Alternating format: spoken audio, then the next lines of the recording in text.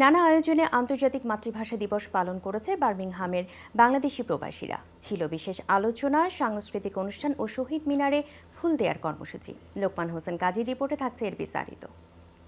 বার্মিংহামের বাংলাদেশি সহকারী হাইকমিশনের নানান কর্মকর্তা সহ কমিউনিটির বিভিন্ন জনের উপস্থিতিতে বাঙালি অধ্যুষিত ইসমলিতের একটি হলে অনুষ্ঠিত ২১-এর আলোচনায় বক্তারা প্রবাসে আরও বেশি বেশি বাংলা চর্চার উপর গুরুত্ব আরোপ করেন।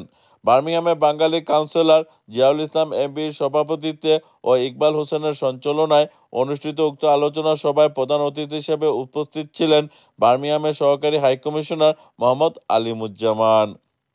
বিশেষ অতিথি হিসেবে উপস্থিত ছিলেন ব্রিটিশ এমপি আইয়ুব খান, বার্মিংহামের সহকারী হাইকমিশনের পলিটিক্যাল কনসালটেন্ট স্বর্ণালী চন্দ্র, প্রথম সচিব নাজমুল সাকিব, ২১শে ফেব্রুয়ারি উদযাপন কমিটি ইসমলিত বার্মিংহামের অন্যতম সদস্য আব্দুল লতিফ জেপি, ফয়েজউদ্দিন এমবিই প্রমুখ।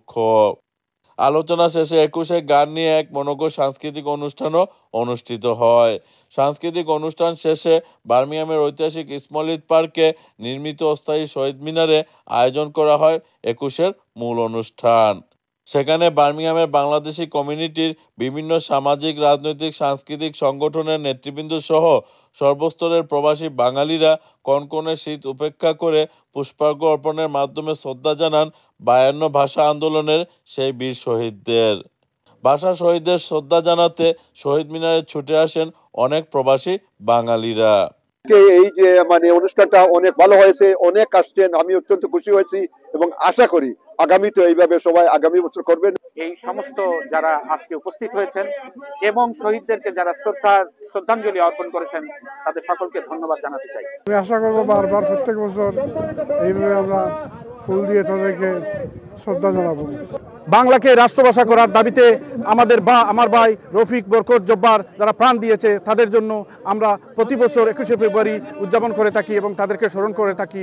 এমপি এবং কাউন্সিলর বাংলাদেশের হাইকমিশনার সহ ওনারা প্রমিস করেছেন যাতে এখানে একটা স্থায়ী শহীদ মিনার নির্মাণ করা যায়, কাজ করবেন। এই ভাষা সৈনিকদেরকে সম্মান এবং শ্রদ্ধা জানাতে ফুল দিয়ে সবাই শ্রদ্ধা নিবেদন করেছে।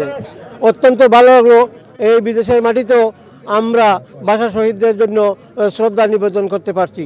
ভাষা শহীদদের শ্রদ্ধা জানাতে শহীদ মিনারে ছুটে আসেন অনেক প্রবাসী বাঙালি মহিলারাও। তারা বাঙালি জাতির এই মহান আত্মত্যাগকে স্মরণ করেন শ্রদ্ধার সাথে। বার্মিংহামের ইসমলিত পার্ক থেকে লোকমান হোসেন কাজী, আয়ন টিভি।